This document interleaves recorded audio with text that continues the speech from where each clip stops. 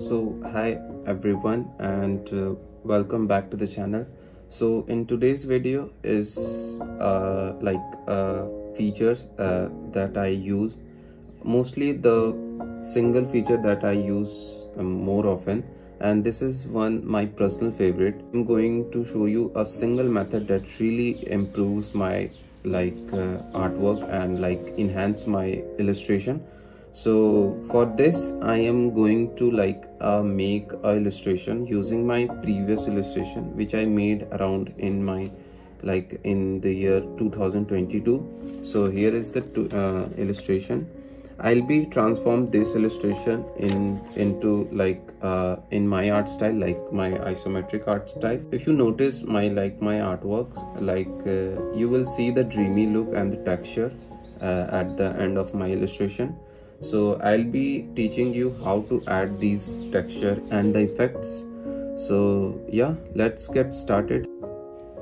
So to add texture and to give a dreamy look, first of all you need to have a finished illustration. So I just take my recent finished illustration which I made a few days ago. Here if you see, in order to add texture and effect to the illustration, you need to merge the whole illustration in a single layer.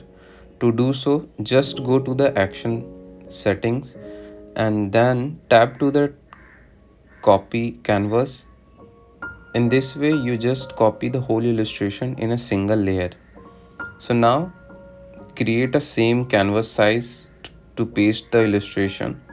So I just create a same canvas size and now paste the whole illustration. Now we have our illustration in a single layer. So now let's add texture to our illustration. Just go to the adjustment settings and then go to the noise section and just tap and add noise to our illustration. I just add around 7 to 8% of noise, and you can adjust according to your preference.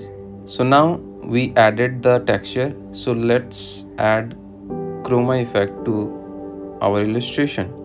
To do so, again go to the adjustment settings, go to the chromatic section and then add chroma effect. So in this time I just add 9 to 10% of the effect. You can adjust, is all up to you. You can adjust the percentage. So here we go. Now we have our dreamy fairy house illustration. So yeah, that's it for this lecture, that's it for this video, and I hope you learned something new, and I hope you find this video helpful. So yeah, that's it for this lecture, and here are some of my illustration where I use the same method, and also stay tuned for my upcoming video where I'll show you the whole process of how I made this fairy house illustration.